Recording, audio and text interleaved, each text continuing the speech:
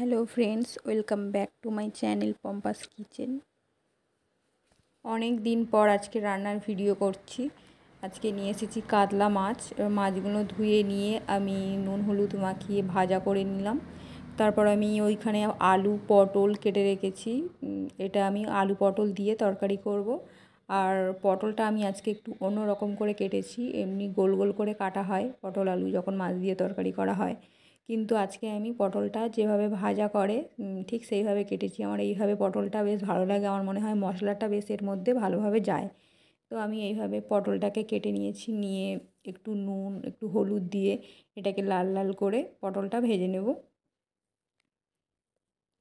হলুদ দিলে কী হয়, একটু লাল লাল হয় ভাজাটা। তো আমি রান্না করলে একটু আগেই সবজিটা ভাজা করে নিই, তাহলে রান্নাটায় আমার মনে হয় বেশি টেস্ট হয়। তো এইভাবে আমি পটলটা ভাজা করে নিচ্ছি। এদিকে আলুটাও আমি লম্বা লম্বা করে কেটে রেখেছি, আলুটাও এই কড়াইতেই ভাজা করে নেব। পটলটা তুলে নিয়ে আলুটা ভাজা করব।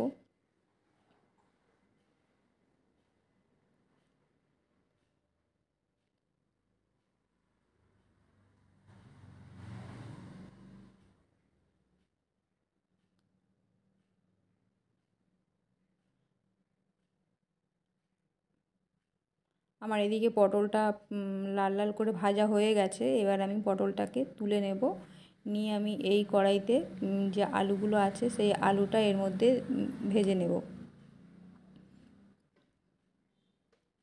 এবার আমি আলুটা দিয়ে দিলাম, দিয়ে আলুটাও একটু লাল লাল করে ভেজে নেব।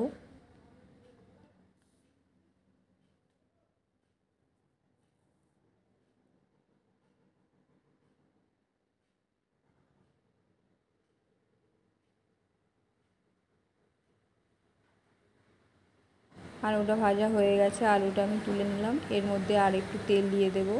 দিয়ে আমি এখানে ফোড়নে দেব একটা তেজপাতা, একটা শুকনো লঙ্কা আর 5 ফোড়ন দিয়ে এর মধ্যে দেব একটা পেঁয়াজ কুচি আর একটা টমেটো কুচি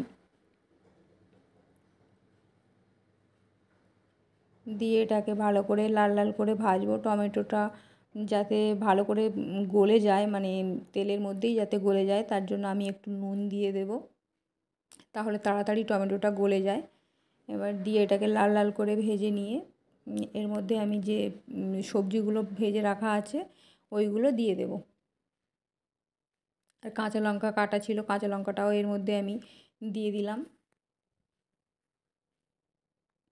এবার আমি সবজিটা দিয়ে দিয়েছি। এটা একদমই হালকা রান্না, আমি এর মধ্যে কোনো আদা রসুন কোনো কিছুই দিচ্ছি না। এবারে এক এক করে আমি 1 চামচ মরিচ গুঁড়ো, 1 চামচ জিরে গুঁড়ো, 1 চামচ ধনে গুঁড়ো, সব এগুলো আর পরিমাণ মতো নুন দিয়ে দেবো আর হলুদ দিয়ে দেবো পরিমাণ মতো। দিয়ে আমি এটাকে একটু ভাজা করে নেব, ভালো করে মশলাটা যাতে এর মধ্যে লেগে যায়। যেহেতু আমার সবজিটা ভাজা আছে আগে থেকে, তাই বেশি আমার কষতে লাগবে না।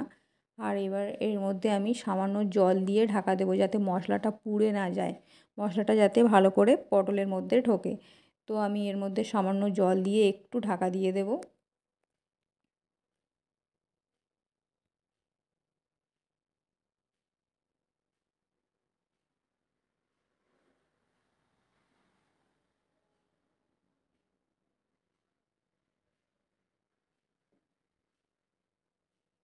এবার আমি মশলাটা পুরো সবজির গায়ে লেগে গেছে। এবার আমি পরিমাণ মতো জল দিয়ে দেবো।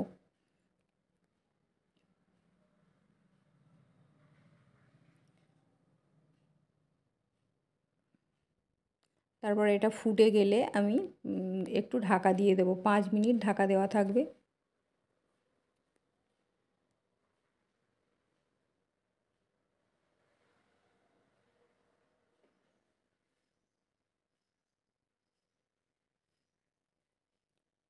পাঁচ মিনিট পর ঢাকনাটা খুলে আমার যে ধনে পাতাটা কুচানো ছিল ওইটাও এর মধ্যে দিয়ে দিলাম।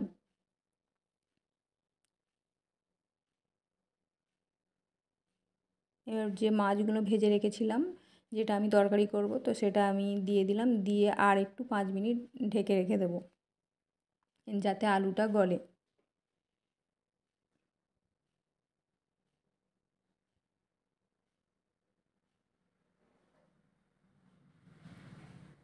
তো আমার তরকারিটা প্রায় হয়ে এসছে, আলুটাও সিদ্ধ হয়ে গেছে, আলুটা গলে গেছে।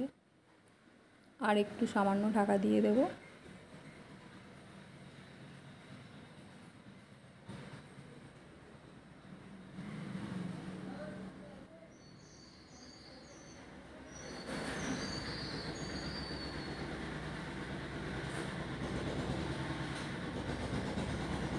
তরকারিটা হয়ে এসছে, এবার আমি 1 চামচ জিরে গুঁড়ো দিয়ে দেবো, দিয়ে তরকারিটা নামিয়ে নেবো। আমার তরকারিটা রেডি হয়ে গেছে।